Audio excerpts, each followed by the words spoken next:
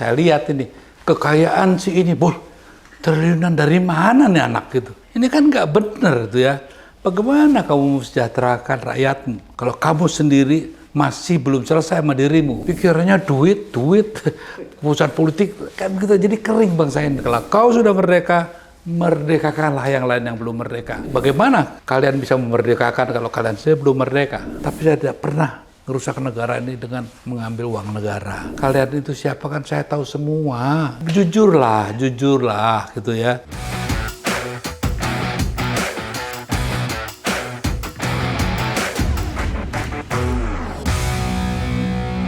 Kembali bersama saya di Abraham Samad Speak Up. Netizen, hari ini seperti biasanya saya menghadirkan tamu yang luar biasa. Ini sahabat kita semua, senior saya, Mas Eros Djarot. Assalamualaikum. Waalaikumsalam. Netizen, Mas Eros Djarot ini orang yang paripurna ya. Kenapa saya katakan paripurna? Beliau seniman, budayawan, politisi senior, dan juga jurnalis. Makanya saya sebutnya dia seorang yang paripurna. Dan menarik, hari ini tidak seperti biasanya perbincangan saya. Saya ingin memperlihatkan kepada netizen, ini ada buku dua karya Mas Eros. Satu adalah autobiografi Mas Eros Djarot, perjalanan hidup Mas Eros Djarot bagian pertama. Berarti bagian kedua akan terbit selanjutnya. Kemudian yang kedua, buku kedua adalah Apa Kata Sahabat. Jadi Apa Kata Sahabat ini, sahabat-sahabat Mas Eros ini menjelaskan tentang siapa sebenarnya Mas Eros. Oke netizen, kita ingin diskusikan kedua buku Mas Eros ini yang menurut saya luar biasa.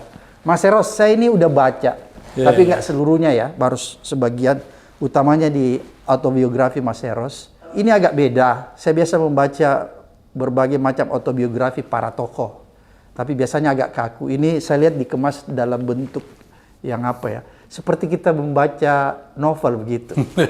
Dia mengalir begitu saja. Tapi saya nggak heran karena Mas Eros adalah seorang seniman besar, budayawan, penulis, jadi pasti bisa membuat buku ini yang tadi dalam bayangan saya agak kaku, ternyata nikmat dibaca. Dan yang luar biasa bagi saya isinya Mas Eros, nggak apa-apa saya kuliti ya.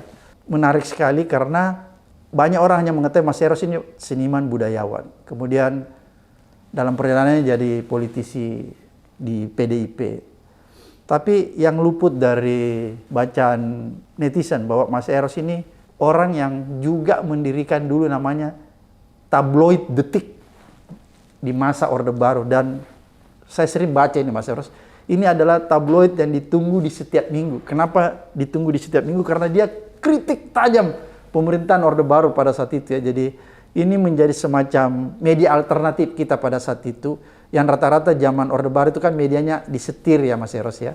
Jadi kalau kritis sedikit mungkin nggak bisa naik. Jadi yang saya sering baca pada zaman Orde Baru itu ada dua. Ketika Detik mulai muncul, The Tabloid saya baca. Kemudian juga Tempo. Karena menurut saya ini dua media yang mencerahkan kita dan memandu kita untuk tetap berani melakukan perlawanan-perlawanan. Itu yang netizen mungkin banyak yang belum mengetahui bahwa Mas Eros inilah juga yang termasuk salah satu pendiri tabloid Detik.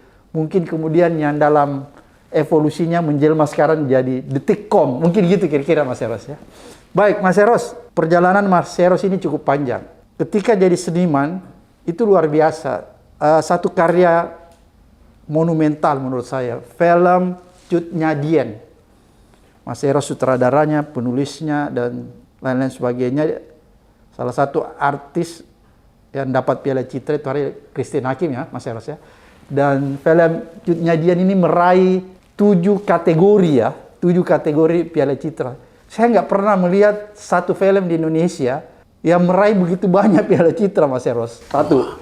Kemudian yang kedua, saya kan suka ikuti nih dunia perfilman Mas Eros. Kenapa saya ikuti? Saya nggak tertarik. Di masa lalu, Piala Citra itu luar biasa. Kenapa saya katakan luar biasa begini Mas Eros? Pada saat itu penjuriannya boleh dikatakan ketat dan fair. Tidak seperti zaman sekarang. Kadang-kadang orang dapat Piala Citra, saya kaget-kaget. Ini kenapa dia bisa dapat Piala Citra gitu, kira-kira gitu ya Mas Eros. Jadi luar biasa. Belum lagi perjalanan lainnya Mas Eros ya.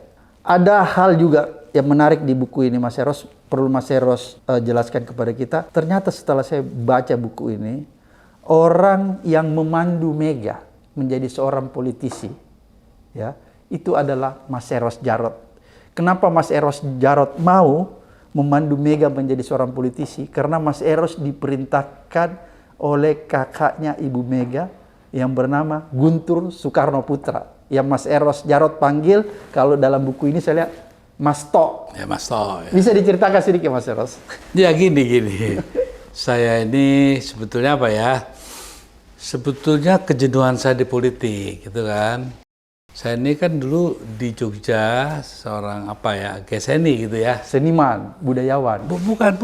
Belum tahu apa-apa itu. Mas Eros ya, merendahkan diri lagi. Masih geseni gitulah ya.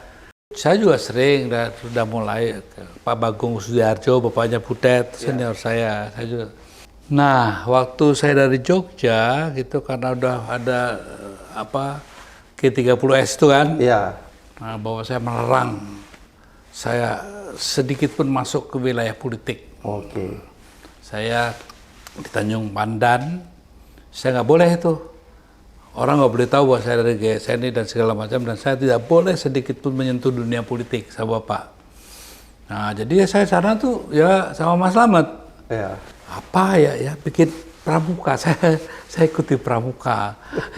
Nah, di pramuka itulah mulai saya gimana? Saya nggak mau karena bentang-bentang ayah saya komandan di sana, terus kita mau saya nanya, nggak mau. Saya bikin pertunjukan apa, nah mulailah dari situ, karena nggak ada kegiatan sebagai dulu anak GSNI, terus kegiatannya hanya belajar aja, gitu. Saya bangunlah itu. Saya waktu SMP kelas 3 saja, saya sudah menulis sebuah drama kecil, pendek ya. Saya jadi saudaranya. Mas Slamet itu art director, main juga nggak mau dia kan. Nah dari situ bahkan untuk supaya mencari dana, saya Mas Slamet nyanyi berdua. Ngamen nih? Terpaksa Kak. Hanya nggak ngerti kita itu. Saya bukan. Lagi mencari jati diri ya Mas ya? Iya. Di keluarga saya itu memang itu ibu saya dan om saya. Ada dua jadi kehidupan saya itu ya. Kalau dari sisi bapak saya. Santri? Kiai. Ya. Sedangkan kalau dari ibu saya, bapaknya itu Seram Tenar. Kayak, ya inilah ningratnya orang Banten tuh ya. Dari Bupati, Patih, segala gitu ya. Nah, di dua wilayah itu, ibu saya tuh kesenian ya. Dia seorang pemahat, apa segala. Seniman. Kakek saya juga begitu pengukir yang bagus. Om-om saya tuh penyanyi serius ya semua. Ya, jadi saya terbiasa begitu. Terbiasa hidup di dunia seni, Mas. Iya. Tapi dengan penderitaan saya sebagai anak perceraian itu ya.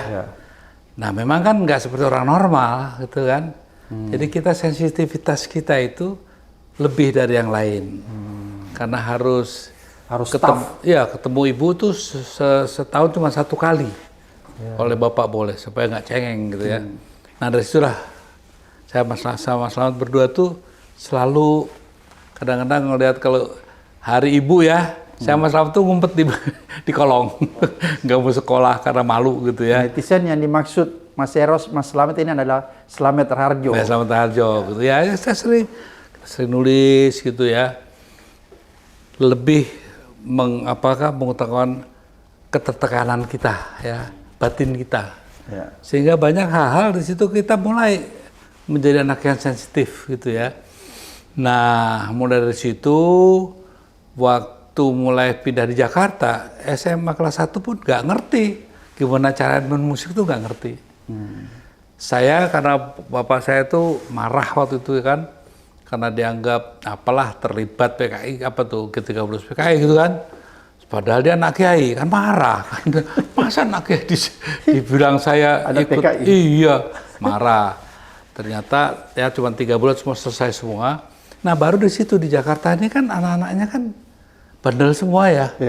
Saya sekolah di Budut situ. Sampai saya di SMA 1 saya nggak betah gitu. Saya di sorenya. Nah di situ anak-anak itu bandel semua, ya kan? Nanti pada ribut, so, setiap hari kita berantem tuh. Tapi kok kalau begini terus gimana ya? Mulailah saya tertarik. Gimana kalau main musik aja deh gitu ya. Nah, saya baru belajar sama orang namanya Gultom tuh dia Deloitte, orang Deloitte itu ya. Oh, Deloitte dulu ya? Iya. Band Deloitte? Iya. Saya bilang, gimana sih caranya main gitar? Ya itu dia ngajarin. A, B, C, D-nya kayak gitu. Dia itulah ya, si Andre Gultom tuh dia orang yang ngajarin saya. Nah, kemudian disitulah saya mulai. Daripada saya, ya nakal banget ya, saya tukang berantem dulu ya. Jadi Mas Eros ini masa mulia yang Badung juga ya? Ya iya iyalah, itu kan tau lah, anak Andi Apto deh kalau denger denger rekaman saya, anak Siliwangi beberapa yang pasti kenal saya lah ya. Emang dulu begitu, Hari Braf segala itu ya. Nah, mulailah saya bermusik. Jadi salah kalau orang bilang seolah-olah enggak, kepaksa, musik itu kepaksa. Nah, dari situ saya mulailah ikut ngeband. Daripada ribut-ribut daripada saya berantem tiap hari gitu kan, saya main musik. Nah, dari mulai musik itulah saya mulai banyak bergaul di musik. Sampai akhirnya, nggak tahu, saya tuh punya keyakinan ya, dari saya kecil itu selalu bahwa pemikiran itu penting, imajinasi itu penting.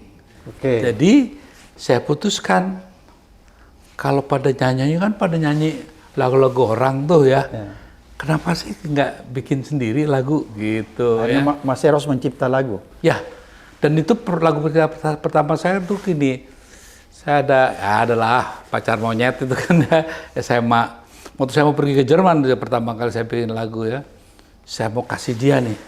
Pacarnya ya? Iya, gimana tapi ya caranya supaya dia tahu, makanya saya bilang, nih saya harus masuk televisi gitu kan. Nah saya kan gimana tahu caranya gimana masuk televisi. Dulu kan susah orang masuk. Susah. TVRI. Iya, nah saya sahabat sama Babang Tri itu anaknya Pak Harto kan. Iya. Dia minta saya suruh ikut sama dia saya seniornya, dia juniornya main musiknya ya di Krabs itu sama Rosano Barak, Sano itu ya, sama Aling. Oke, saya bilang, saya telepon TVRI, halo, gini, baru ditolak. Apa alasannya? Terus saya telepon, oh ya nggak apa-apa deh.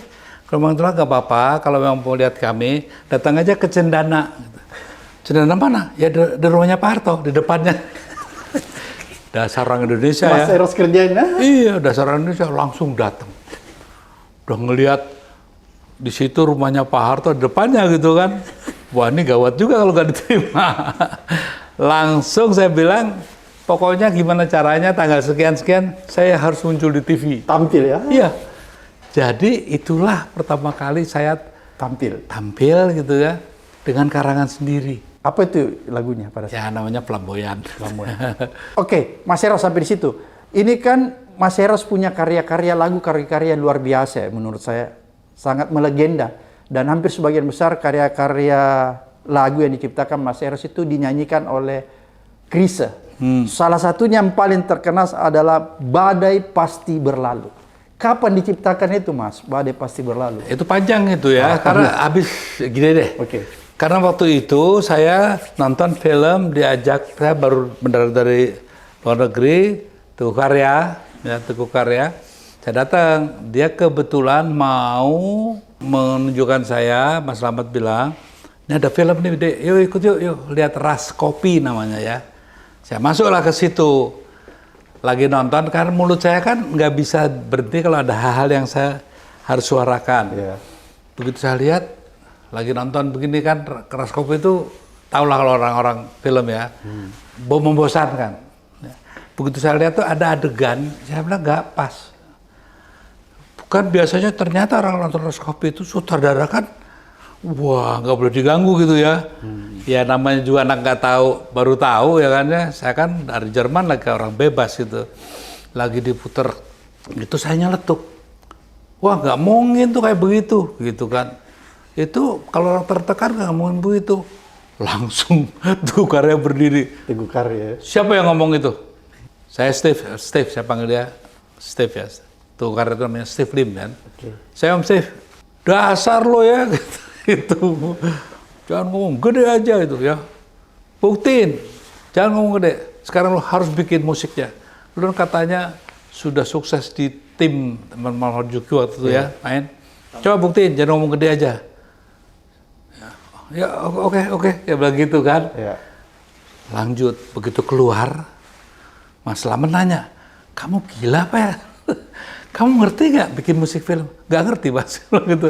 Loh, kamu kok bilang iya tadi? Ya dia nantang, masa saya nggak bilang nggak gitu kan dia. Nah, dari situ saya bikin ini. Badai Pastor. Makanya saya bilang pada seluruh seniman tuh ya, imajinasi itu penting ya.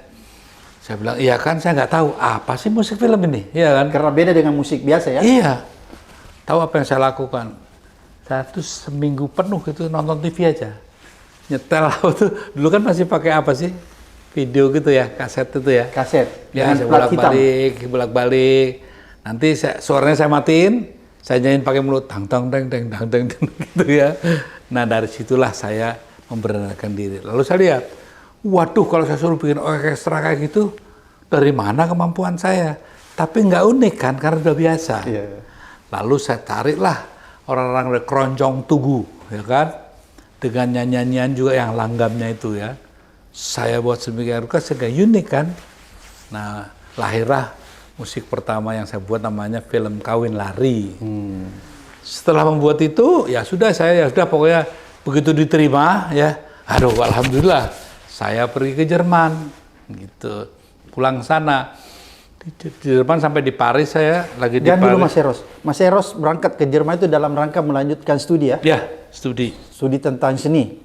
Bukan. Oh, bukan. Bukan. Bidang apa, Mas? Saya itu dulu pernah mau disponsor namanya Frank Ratimore itu. Oke. Itu apa yang main Zorro tuh Iya. di film Zorro. Kalau umur saya udah tahu film Zorro tuh. Kalau dia senang sama saya mau di sekolah musik di Italia. Oke. Cuman pacar saya kan nggak mau begitu. Dia mau saya jadi insinyur. Jadi minta Mas Eros sekolah teknik. Ya, dan memang dulu kami karena saya dianggap terlalu dekat dengan keluarga Bung Karno, saya hanya boleh teknik. Oke. Yang pasti.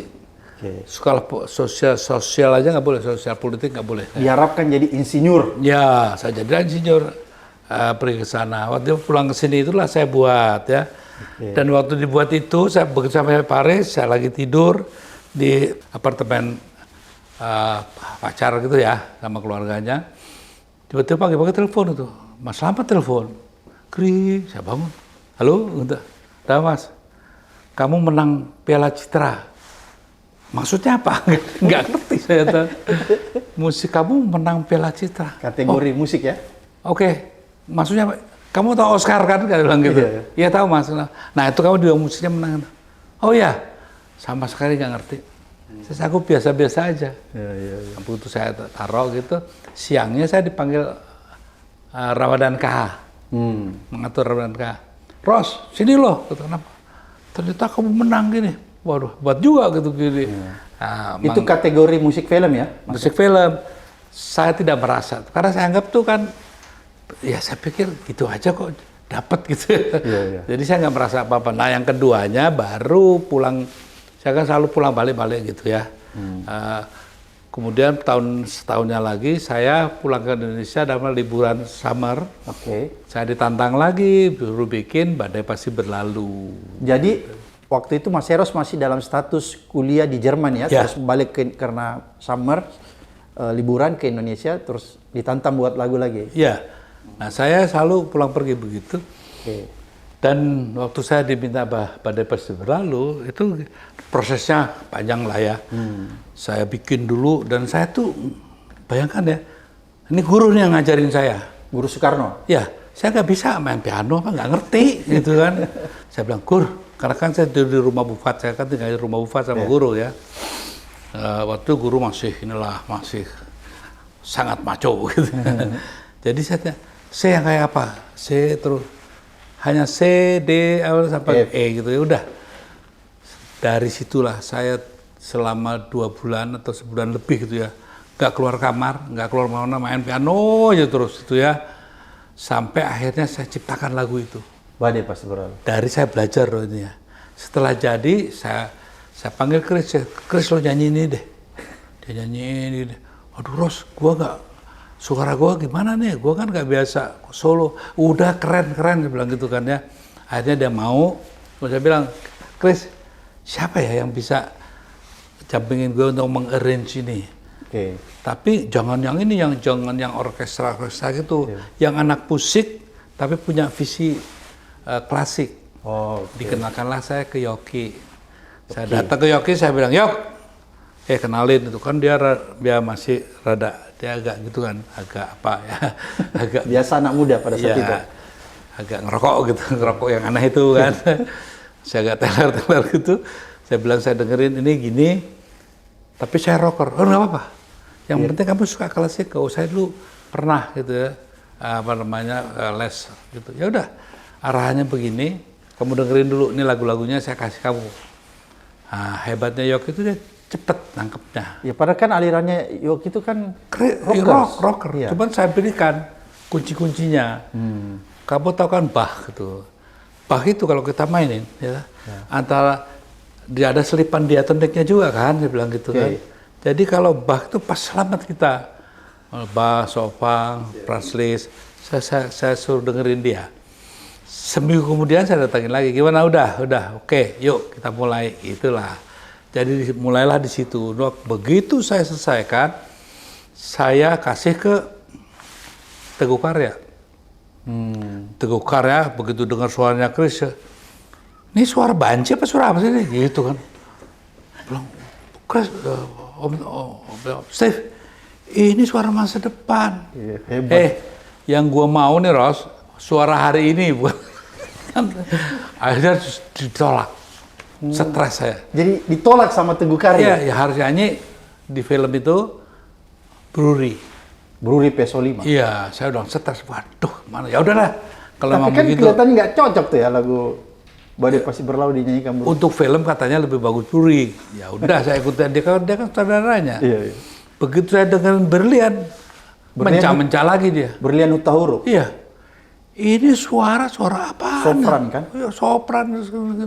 Ini bukan opera Ros itu. Akhirnya saya marah. Ya udah, kalau begitu gini deh, kamu cari musisi yang lain. Saya mengundurkan diri. Dua-duanya gue tarik semua, gitu kan. Akhirnya Mas Slamet menengahi, gitu kan. Kemudian beberapa hari kemudian saya dipanggil lagi. Dia tanya apa alasan lo? Saya kasih alasannya begini. Akhirnya Berlian diterima. Maka jadilah itu musik Badai Pasti Berlalu. Dia lebih ke sofran ya pada saat itu ya? Ya memang saya pengen ada yang lain lah gitu ya. Kan bosan waktu saya dengar lagu-lagu film Indonesia tuh musiknya tuh selalu mendayu-dayu gitu terus ya. Dan saya ingin sesuatu yang lain.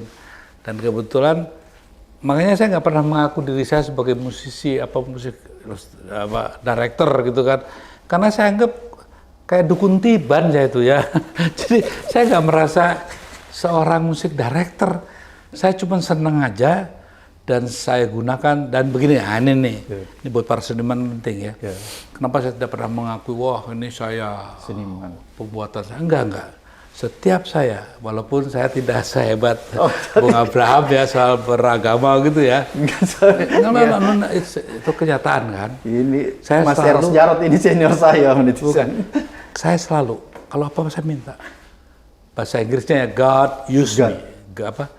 Tuhan gunakan saya untuk menyampaikan apa-apa yang terbaik yang pernah kau berikan kepada manusia gitu.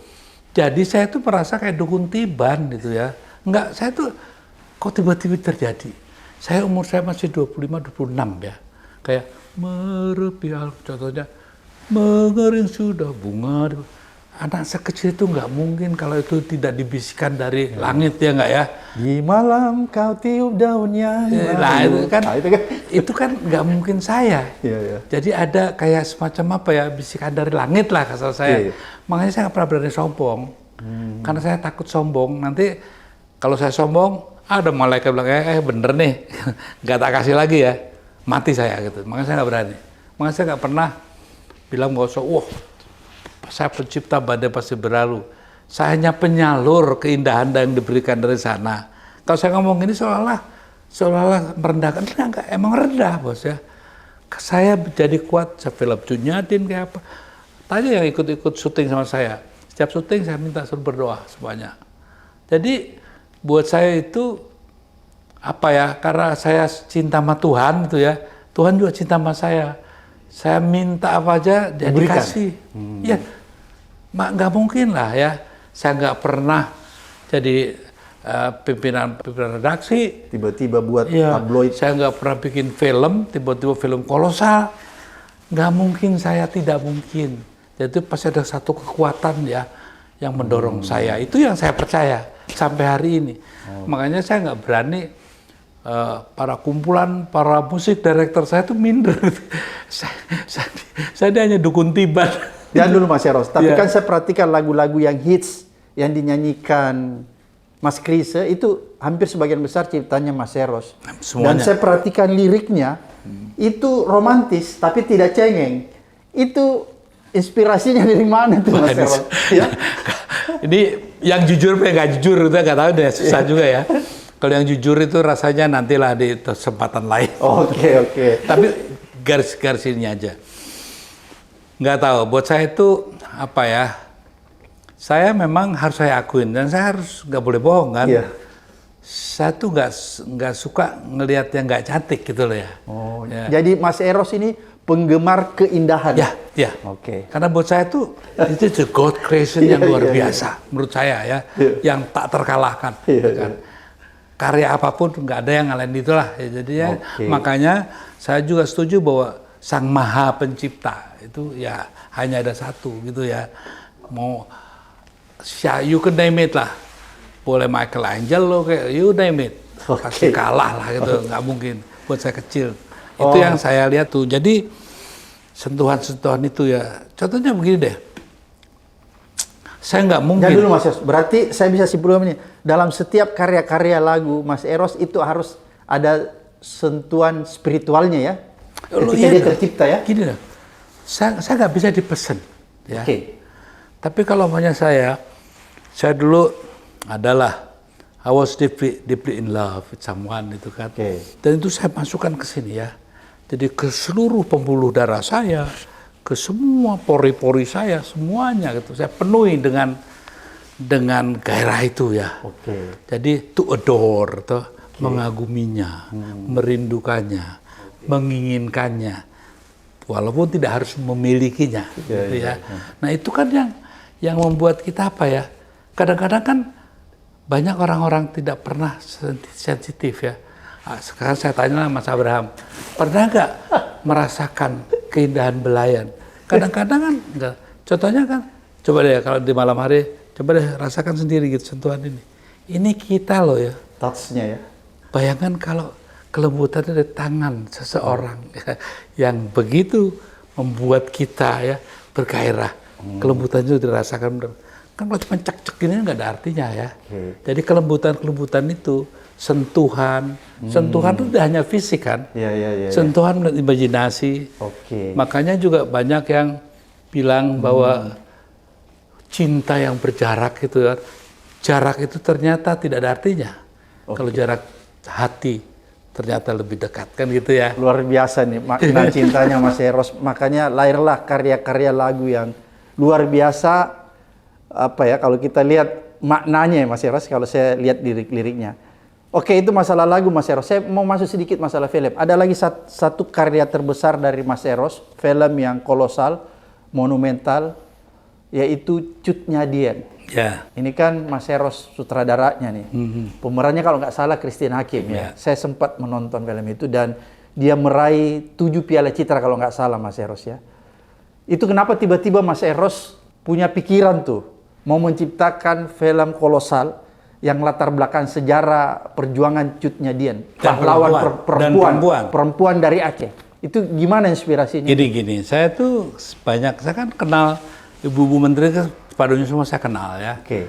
Bahkan Putin sendiri saya kenal tuh ya. Oke. Saya tuh kalau ngeliat ibu-ibu pejabat tuh ya, aku pusing gitu kan. Ini apa sih yang diomongin gini terus gitu. Kemudian ibu-ibu juga tuh yang ya pada pamer inilah tasnya, apanya gitu yang diomongin segitu aja. Pamer Waktu itu aksesorisnya. saya pulang dari Jerman itu kan sudah lama di dalam otak saya itu ya. Andaikan perempuan Indonesia diberdayakan, ya, kemampuan produktivitasnya, intelektualitasnya, bangsa ini pasti hebat, pasti kuat. Tapi kalau perempuan menjadi subordinat, male chauvinisme gitu kan, ya bangsa ini jadi lemah gitu kan. Tapi kalau perempuannya bangkit, nah saya lihat siapa nih perempuan jadi four figure-nya tuh ya. Yang betul. saya cari-cari, saya pelajari sejarah ternyata Cut Nyak-Dien ya. Buat saya, wah ini orang nih, kalau semua orang Indonesia, perempuan Indonesia nih seperti dia, pasti Indonesia pasti sangat maju. Jangan cuma jadi konco wingking gitu ya. Jangan cuma jadi apa subordinat. Contohnya kan dulu ada yang namanya apa sih, Dharma Wanita ya. Iya, Dharma Wanita di Itu zaman hanya Orde jadi Baru. pendamping perempuan gitu. Buat saya tidak tepat. dia jadi mitra dan kalau perlu pemimpin gitu. Saya ada namanya jenderal, dulu jenderal kita namanya Malahayati juga tuh ya. Itu wanita pertama tuh, jenderal pertama loh tuh ya. Nah, kenapa sih kita nggak ikuti jejak dia? Saya pelajari selama bertahun-tahun. Saya jatuh cinta sama figur ini. Cut Nyak-Dien. Ya, Perempuan tangguh ya. Ya. Saya waktu saya itu sampai bagaimana dia berbisik, bagaimana dia menyisir, bagaimana dia mungkin ya lagi duduk sama suami, bagaimana dia ngentut pun saya rasa tuh kayak apa sih baunya sampai Jadi itu dipelajari ya? Ya. Jadi kalau if you are fall in love with someone, itu kan nggak bisa lewat begitu aja. Semuanya sampai detail, sampai bau keleknya kayak apa. Jadi risetnya berapa lama Mas Eros? Hampir 2 tahun. Baru buat film itu ya? Ya, jadi apa ya? Jadi saya mencoba membuat itu sebetulnya untuk membangunkan ya. Nah, dan situ juga sekaligus saya bisa mengkritisi. Waktu itu kan kritik itu nggak boleh langsung ya. Makanya di film itu kalau lihat kan ada kenapa sih Forneman itu ya? Kan itu muncul terus. Itu kan penggambaran kekejian kolonialisme. Terus kemudian ada si Agam. Itu saksi hidup sebagai anak-anak. Bagaimana hubungan Cut Nyak-Dien sama ini sama Teguh Umar ya, bahwa dia seorang pemimpin, dia bisa memimpin. Kalau dia bisa, pasti perempuan lain juga bisa.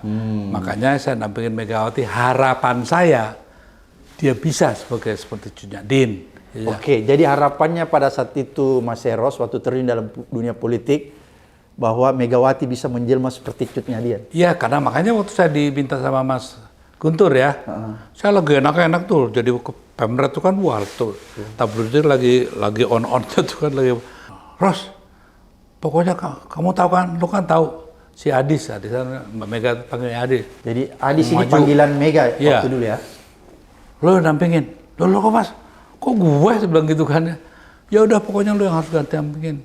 Mas kan banyak teman-teman di DPR kan bisa yang lain tuh. Enggak, pokoknya lu jangan banyakin deh. Ini tugas lo, gitu. Jadi Mas Guntur itu menelpon Mas Eros ya untuk mementori ya kata Megawati untuk terjun dalam dunia politik. Terlalu sok-sokan ada bilang mentorin ya. Tapi gini, mendampingi memang Mbak Mega itu kan tidak terlalu kan ibu rumah tangga kan dulu kan? Iya, sort of ya kan. Karena kan kalau saya bilang gitu nanti banyak yang marah ya kan. Jadi saya memang sering dampingi Mas Guntur. Waktu 75, waktu Mas Guntur bikin statement keluarga Bung Karno tidak kemana-mana dan mana, kan saya yang dampingin dia untuk bikin ketikannya gitu ya. Waktu tahun 70-an itu ya? Ya, jadi saya udah biasa sama Mas Guntur dan Mas Guntur percaya sekali ke saya gitu soal-soal masalah ajaran bapaknya gitu ya. Berarti Mas Eros ini dengan keluarga Bung Karno punya hubungan emosional ya? Ya. Jadi ya sudahlah. Saya terpaksa, ya udah saya terima. Makanya saya datang ke Mas Taufik dan saya agak keras waktu itu, tegas itu ya. Oke, tapi begini ya persyaratannya gitu.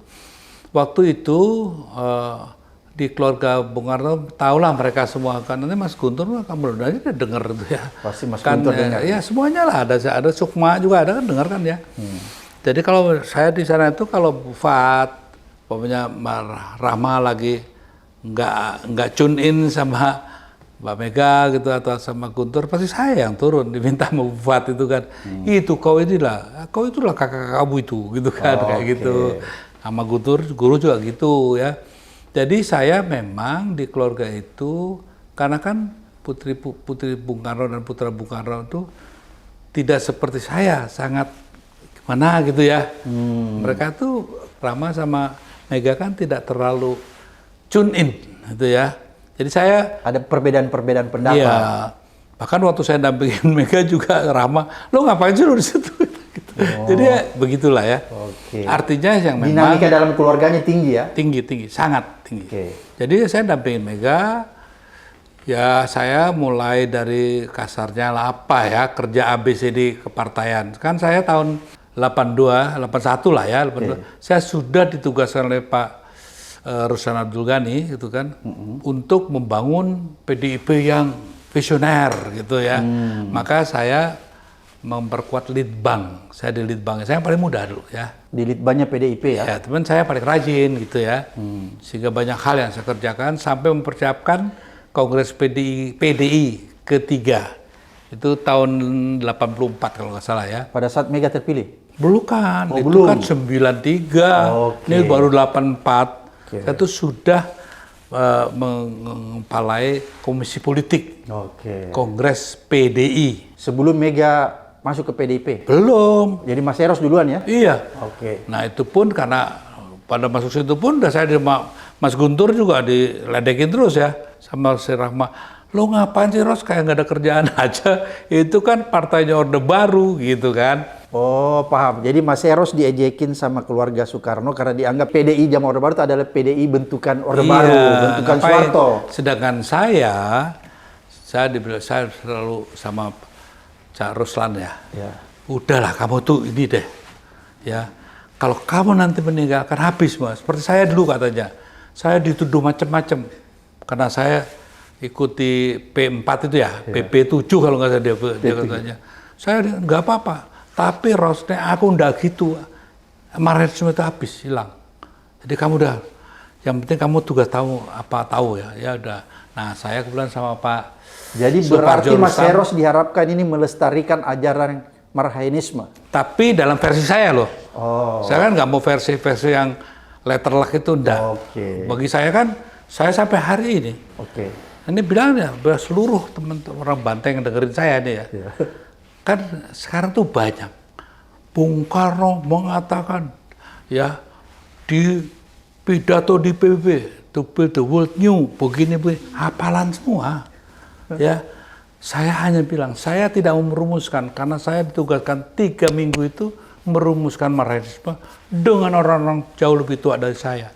Masa kesimpulannya selama 3 minggu kurang lebih ya, Marxisme adalah apa-apa yang dituliskan, apa-apa yang dikatakan, apa-apa yang dilakukan oleh Soekarno sebagai filsuf, sebagai kepala negara, sebagai politisi, sebagai budayawan.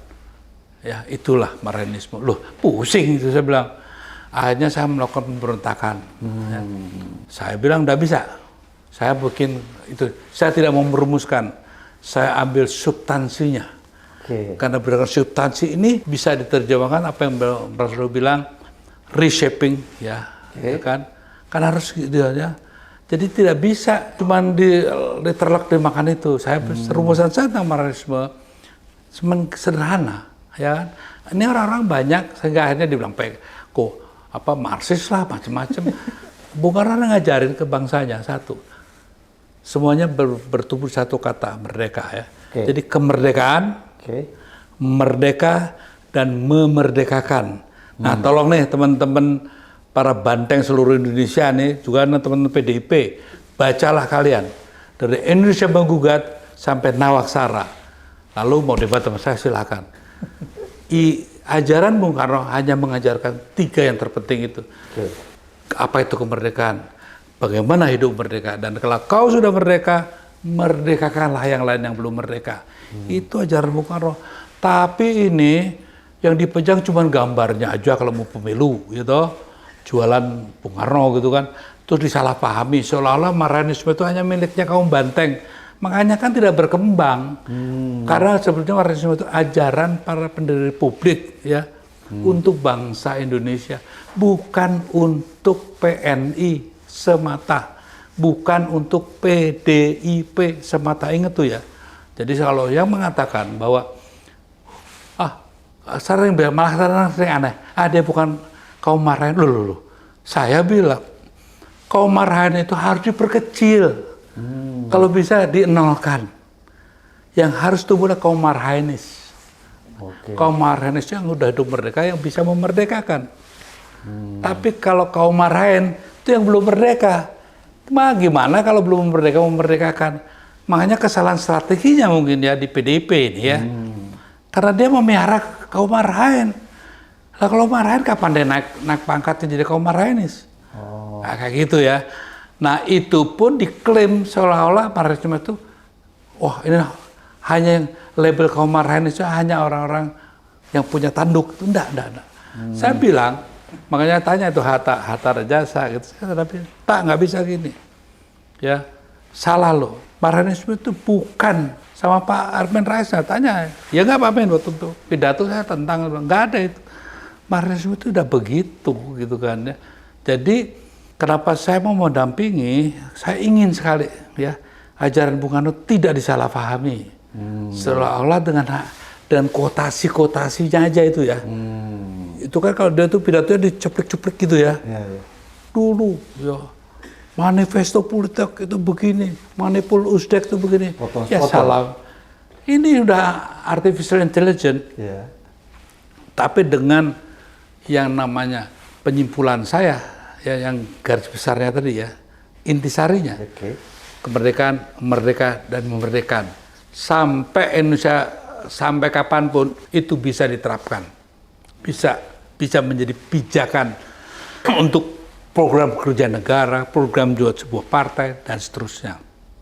Ya, waktu saya juga, kenapa saya menentang Mbak Mega, kok seperti cuan milik PDIP. Waktu saya dampingin dia, ini Mega dengar kok ya.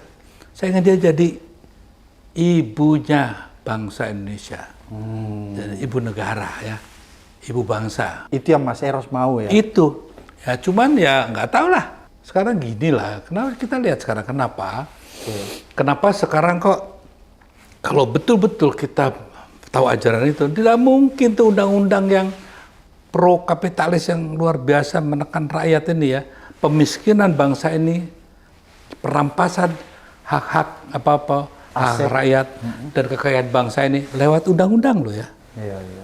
Nah, itu tidak mungkin terjadi kalau dia tak paham ajaran Bung Karno gitu loh. Karena nggak paham ya saya maafkan. Mau diapain? Gitu. Orang nggak ngerti. Tapi bagaimana kalian bisa memerdekakan kalau kalian sendiri belum merdeka? Ya, kan gitu ya. Kenapa sekarang kekayaan negara kita, kan negara ini dimiskinkan loh oleh Jokowi itu 10 tahun loh. Jangan salah loh. Kaum Banteng itu 10 tahun loh memimpin. Ya. Kenapa justru pemiskinan itu terjadi? Nah karena nggak paham ajaran Bung Karno gitu loh. Bahwa saya New Karno silakan. New Karno itu namanya orang Jawa ya. Weh, bukan Pak Bung Karno tapi kamu tuh New Karno.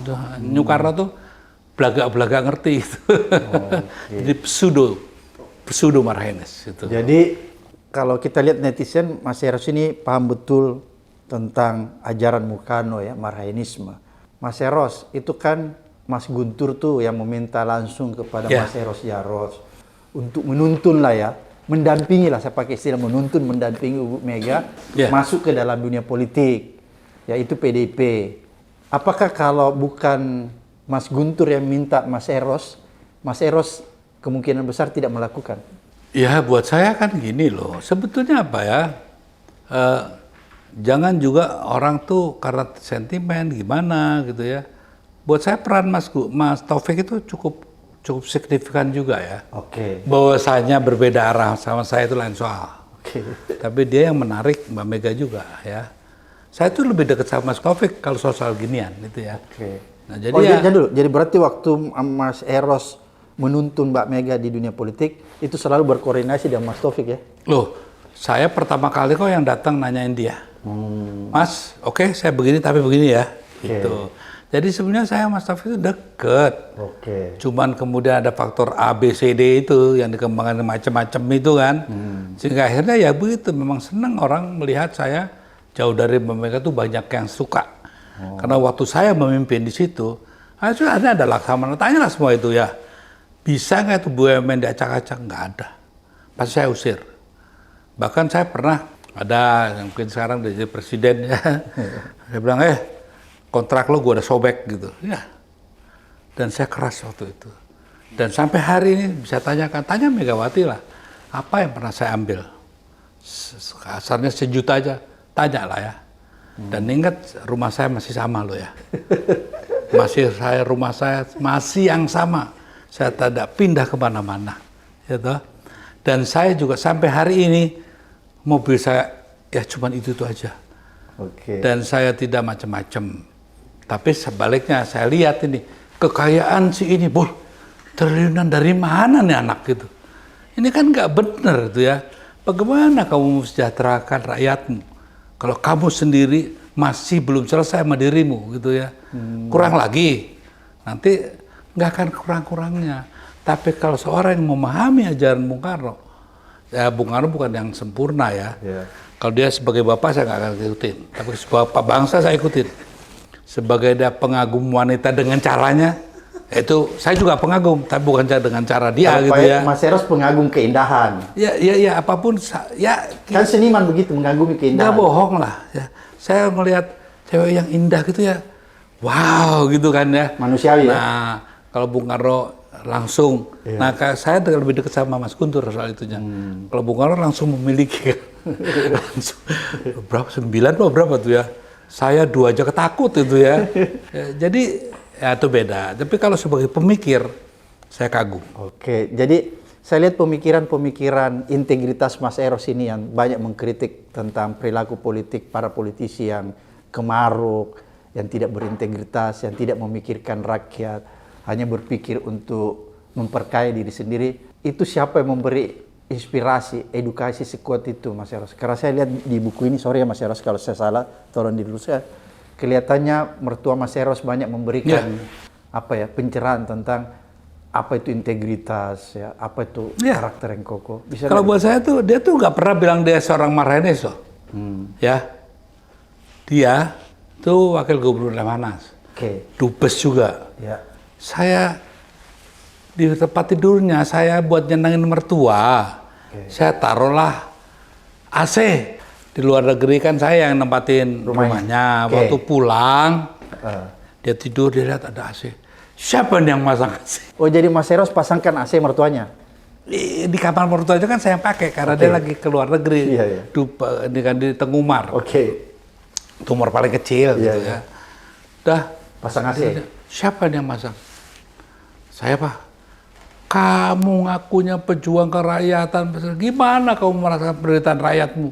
Kalau kamu tidur di sini enak, lihat rakyat itu tidur. Kalau kamu pergi dong ke kampung-kampung itu, kalau ke bawah jembatan itu kamu lihat tuh, gimana mereka tidur. Bagaimana kamu bisa merasakan penderitaan mereka kalau kamu hidup seperti gini? Udah kayak kaum hedonis saja gitu. Waduh, stres saya. Jadi terpukul. Sampai hari ini, saya baru mengenal seseorang di wilayah pemikiran, dia seorang Marxian menurut saya, tapi bukan komunis, gitu kan. Sebagai analisis dan ilmu ya yang sejati, saya kan kenal semua rata-ratanya. Om Subadyo itu yang ketua PSI ya, itu di akhirnya apa? Di akhir ceritanya kan sama saya. Wah, jadi kayak gitulah, gitu. Ziarah sama-sama gitu, terus ya Pak Swasti Soeharto itu ketua Murba. Di akhir hayatnya di atas menyepi sendiri ya toh. Banyaklah di akhir hayatnya itu harus jadi kaum agamis yang luar biasa gitu. Mertua saya tetap seorang Marxian yang konsisten pada pemikirannya dan saya hargai. Kita berbeda dalam melihat. Dia bilang saya percaya akan kekuatan besar. Kamu namanya Tuhan. Dan saya percaya itu. Tapi ya buat saya tetap percaya pada hal yang apa yang kamu pikirkan dan itulah yang sebenarnya kamu sesungguhnya gitu. Oke, jadi berarti mertua Mas Eros ini banyak memberikan inspirasi tentang politik ya? Politik yang humanis kira-kira gitu ya? Dia sangat humanis. Makanya saya sebenarnya belajar politik itu oleh para sesepuh gitu ya. Kayak sama Cak Ruslan tuh udah jauh bener umurnya saya. Om Subadyo itu pendiri PSI, Sujatmoko itu orang pemikir, Sitorang, Ayub Jabar itu ketua Lekra gitu, terus Hendra itu pelukis itu waktu dia di penjara, saya tuh yang jualin lukisan dia untuk hidupnya gitu ya. Dan banyak buat saya tuh kenapa sih orang berbeda pemikiran dan aliran harus bermusuhan itu seperti binatang rebutan apa gitu ya. Sehingga saya nggak mengerti, contohnya kayak gini, si Bambang Tri itu anaknya Pak Harto loh, saya sahabat kok, sangat deket itu kan. Dan Walaupun sampai hari beda ideologi ya. iya, dan sampai hari ini sama Titi juga, ya alhamdulillah saya bilang, aduh ibu negara sekarang gitu ya. Hubungan kita kan ngapain gitu ya, hanya berbeda terus jadi musuhan. Dan itu kan tidak bagus buat anak-anak negeri ini ya. Kita harus memberi contoh malahan. Makanya saya juga nggak ngerti nih. Saya mencoba mendampaikan Mbak Mega sama Pak Bambang Yudhoyono itu susah banget. Ya walaupun Mas Bambang juga, ya Mas Bambang tahulah apa yang saya omongin ya. Bambang Yudhoyono juga banyak hal yang saya pikir bisa saya koreksi. Itu kan ya. Bahwasanya apa yang kita bicarakan dan apa yang kau lakukan itu kan satu hal yang bisa saya catat semua ya. SBY ya. Nah, jadi maksud saya tuh ingin kenapa saya merindukan ya satu kebangkitan kesadaran kebudayaan ya. Orang kembali ke khitohnya sebagai manusia ya. Yang saya coba lihat, saya tuh paling suka yang lihat orang mati. Ya. Ternyata nggak bawa apa-apa. Bahkan kepada Antoni Salim pernah saya ngomong, lo tau gak, yang lo bawa itu cuma kalau tuh rumah-rumahan tuh, Cina tuh bawa rumah-rumahan. Uang kertas yang lo bawa itu uang kertas, belum tuh laku di sana, saya bilang gitu kan. Jadi banyak hal yang saya ketuk hati ya. Saya kan agak kenal semua tuh orang kayak di negeri ini. Gitu. Saya tahu kok mereka tuh, saya kenal. Prago Pangestu kayak siapa, you name it lah. Gitu. Terus siapa? Usman Danamon tuh tahu semua kok. Saya merindukan mereka gitu. Sudah dong. Kurang apa lagi yang sudah diberikan oleh negeri ini? Kembalikanlah ke negeri dengan baik ya. Nah contohnya juga kenapa saya sekarang, saya lihat ini si Purbaya lumayan nih ya. Paling nggak dia udah berani begitu. Oke. Jangan lihat dulu hasilnya, yang penting ada kemauan politiknya dulu lah. Ya bahwa saya nanti dia nggak berhasil itu lain soal. Tapi paling tidak, bayangin sampai bertahun-tahun kita nggak tahu ya. Apa sih alasannya? Contohnya kan saya sering dibilang kalau gini saya marah, nggak sampai marah-marah, enggak. Saya contohnya boleh dong, saya sebagai sahabat. Karena Sri Mulyani juga, ya nggak Sri, karena saya juga yang merekrut ya. Waktu dia masih di LPP apa tuh, di UI itu ya. Saya bilang, alasan kamu apa kamu berikan ke dia? Integritas apa dia terhadap negeri ini? Sampai diberikan akses untuk mengeruk kekayaan negeri ini ya. Begitu besar. Kan saya pertanyakan itu. Kepada Pak Jokowi juga sama sebetulnya. Nggak ada hubungannya dengan marah. Tapi kesadaran kita yang memahami berdirinya Republik ini. Gitu kan ya. Maksud saya jadi, kayak di buku ini juga, kenapa tidak semata-mata hanya masalah politik? Buat saya itu kan politik itu kan hanya cara, bukan tujuan. Cara ya? Iya dong. Hanya media ya? Iya. Tapi ideologi yang mendasarnya itulah yang menjadi koridor yang sesungguhnya. Agar supaya orang berpolitik secara humanis ya? Jangan bicara kerakyatan. Nah sekarang kenapa jadi kering? Karena seolah-olah hidup hanya politik aja, padahal ada the beauty of the flowers, indahnya bunga di pagi hari, melihat bagaimana serlembayung yang begitu indah. Ini Mas Eros benaran nih kalau sudah bicara tentang lembayung, tentang bagaimana indahnya. Contohnya, pernah nggak kalian berdialog dengan air yang mengalir, gemercik air mengalir? Pernah nggak berdialog dengan pepohonan bambu yang saling bergesekan? Pernah nggak gitu? Nggak pernah, karena pikirannya duit, urusan politik kan gitu, jadi kering bangsa ini. Akhirnya kering ya? Kering. Jadi tidak bermakna Mas ya? Makanya saya pikir, ayolah, Fadlizon, kamu juga itu ya. Ayolah, gunakan bahasa-bahasa cinta itu, bahasa-bahasa alam yang membesarkanmu gitu. Kok sekarang itu baca aja seolah-olah bahasa keputusan semua, ya kan? Nah, ini kan miskin jadinya. Makanya saya menulis buku ini juga baru mau sekarang, karena banyak hal yang memang saya tidak bisa bicarakan secara terbuka ya.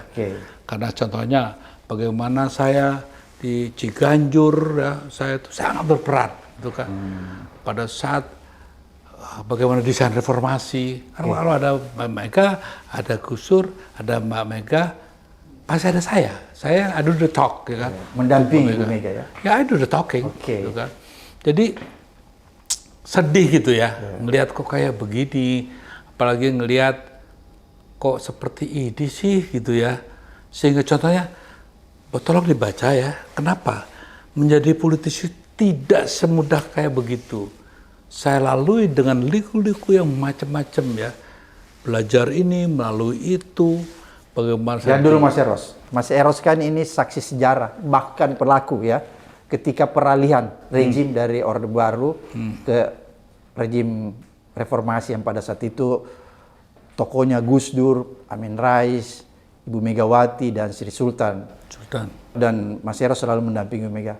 Kecewa nggak Mas Eros melihat keadaan sekarang ini? Ya, kalau tidak kecewa berarti saya udah sakit. Oke. Gitu. Kalau saya kecewa berarti saya masih sehat. Masih waras. Tapi kalau saya marah-marah, nah saya juga sakit gitu.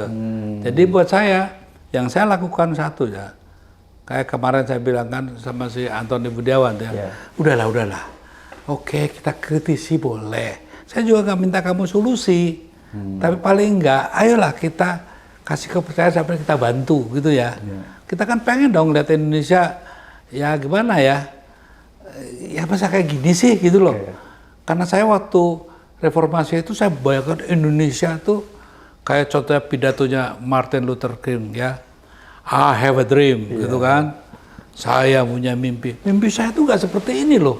Ini kan saya kayak pengen lihat film yang 12 kayak film sinetron juga, sinetron kelas bebek gitu ya, gila kan. Yang sedangkan saya pengen yang lihat sebuah film Indonesia yang luar biasa. Sebetulnya saya nggak gimana ya, bukan saya nyombongkan diri. Anda kan mau bertahan ya tidak korupsi. Tapi saya tidak pernah merusak negara ini dengan mengambil uang negara. Saya bertugas cukup ya di apa. Waktu tanya ada Silak masih hidup orangnya ya. Saya dampingi dia untuk ngawasin BPPN. Ada nggak yang saya ambil? Rp1 juta aja deh, ada nggak gitu kan? Padahal yang berkeluaran itu ratus triliun loh ya. Kenapa kalau saya bisa kalian nggak bisa? Ya. Anak yang biasanya datang ke rumah saya itu kalau pulang minta transport untuk bus. Sekarang udah kayak begitu. Dari mana? Kamu tuh usahanya apa gitu. Contohnya anak umur berapa tahun punya sekian puluh miliar. Saya 10 miliar aja udah bayanginnya itu susah ya. Jadi jujurlah gitu ya. Kalian itu siapa kan saya tahu semua gitu kan. Kayak Mbak Mega juga, saya tahu kok kekayaannya berapa gitu ya.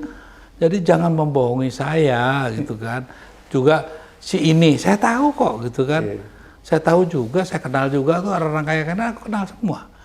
Jadi ya jujurlah bang gitu. Saya tidak marah-marah, cuman saya mengajak ayolah kita mulai kita bangun kembali tanpa harus ya menyalahkan ini itu, ya kan?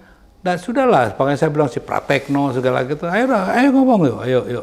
Nah, Luhut juga nih, ya apa yang kau omongkan ke aku, janji kamu apa, ya kan?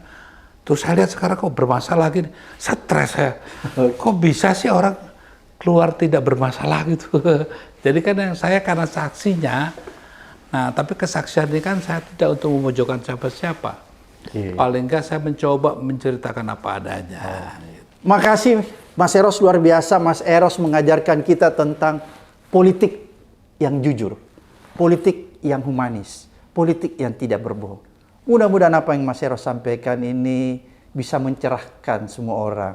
Harapan saya begitu. Bisa mengedukasi sekaligus menuntun semua orang yang masih. Saya nggak mau ngajarin loh, cuman menuntun agar mereka bisa melihat jalan yang sebenarnya. Sampai ketemu di episode berikutnya di Abraham Sama Speak. Assalamualaikum.